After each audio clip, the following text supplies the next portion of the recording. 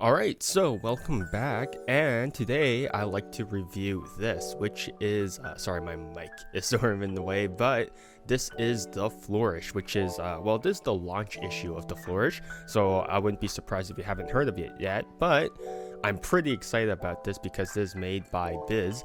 And when Biz puts something out, you know that there's gonna be a lot of passion involved in the project. So that's why I'm pretty excited about this. But yeah, let's get into some lore for this magazine. I don't know why I had a voice crack for that before, but first off, I'll explain who is Biz. So Biz is a Romanian cardist and magician, and honestly, he's one of the most creative, not even just magician, but he's one of the most creative people that I know of. He actually did a 365 days of magic challenge where he has to post like a new magic clip every single day for like an entire year, which is just sort of insane. My first encounter, I would say, with Biz would be his first hour magic download. So his first hour magic download, I was like a really like beginner person or beginner magician or whatever. So when I bought it, I was like, man, I can't see anything in this video. This sucks. So that was my first sort of encounter with Biz, which is kind of unfortunate, but honestly, over time, I sort of saw his creation stuff like progress and whatnot. I'm like, he's pretty good. But so I just had like a bad first impression of him because of first hour, because of how messy first hour was. But honestly, like that's really dumb. That's just like a thing of the past. But one thing I really admire about Biz is that he's constantly trying new things, even if they don't like succeed, right? So he actually made like magazines before. He made like short films, tournaments, comic books, games, podcasts. So he's one of those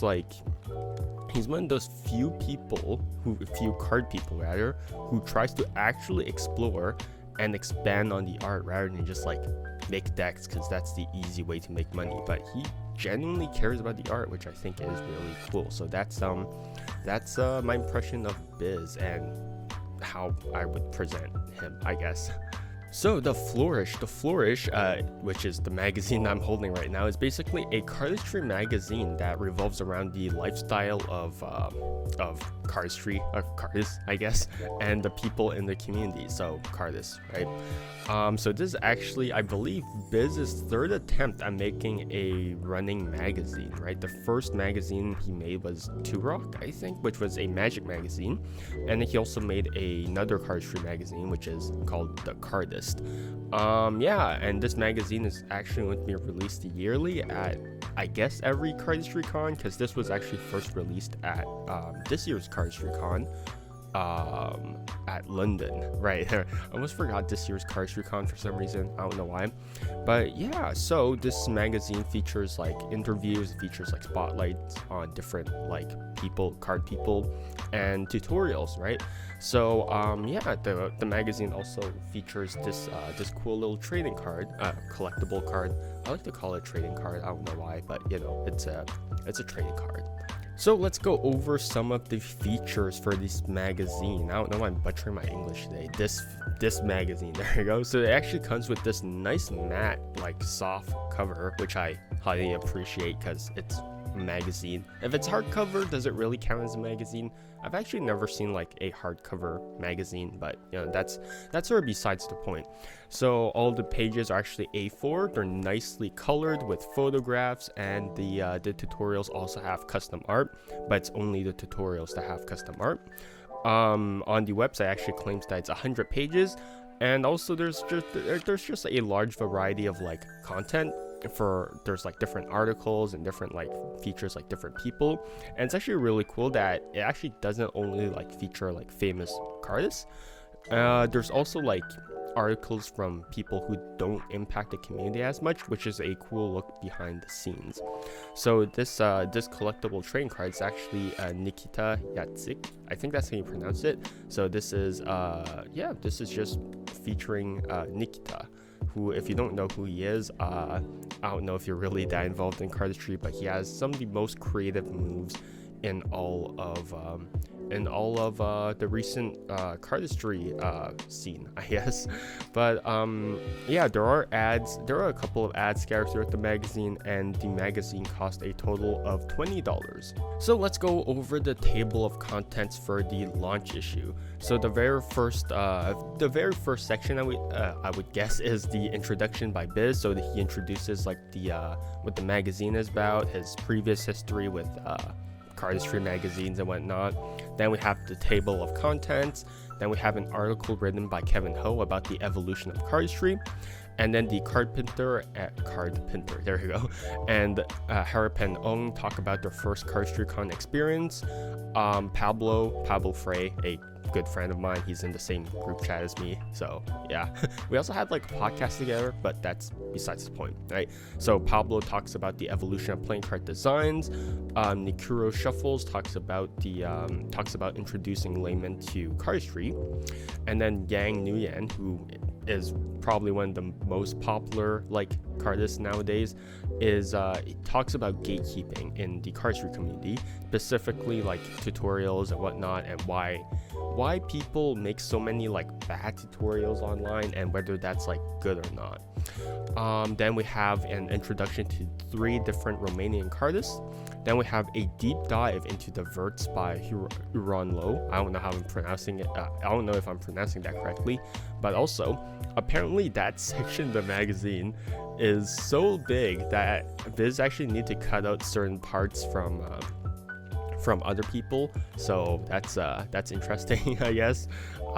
Another one of my friends actually had his section cut, but that's fine. I mean, it's cool to get a behind the look scenes at the verts, specifically because the verts has always been this like presence, this brand, but we've never really had like a look at it, if that makes sense.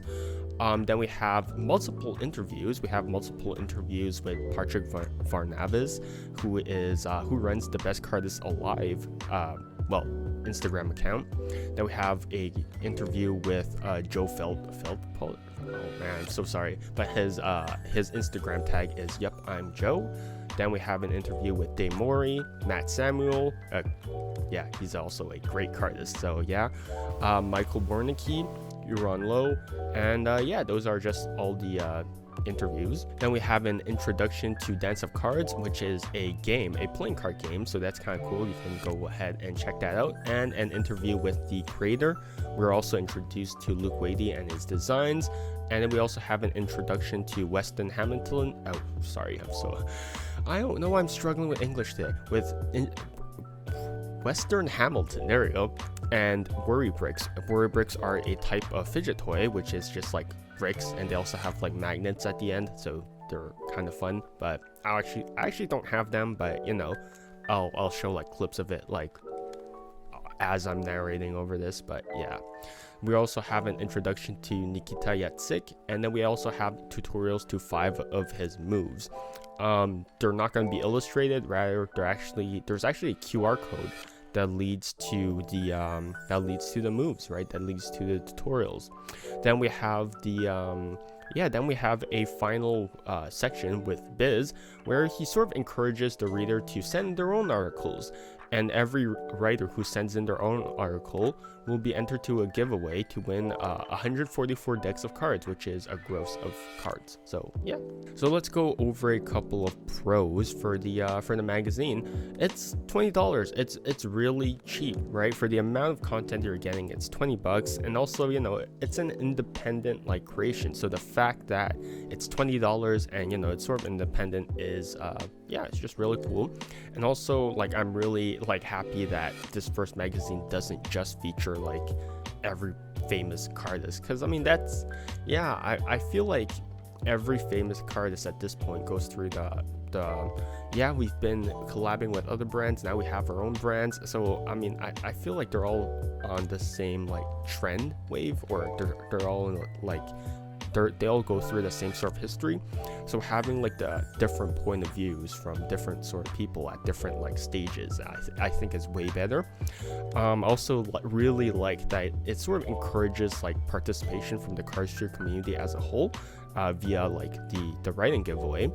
And also I think it's just cool to have a rare look behind like behind the scenes of cardistry in the community, because like every other like sort of art form or performance art, cardistry is like you only know the person through their moves, right? You only know the person through what they perform, what they create, right? So for example, like I only know like Yang through his like flow. I only know Nikita through his like unique like weird creations, right? So I think it's really cool that we have like an actual look at how they are, how they think, which is, you know, just rare.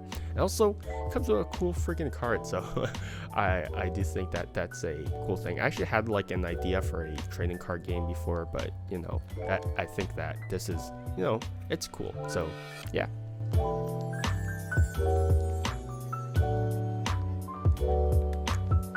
But of course, not everything is without its cons, so I'd like to present a couple of things that I don't really like, that I found like iffy here and there.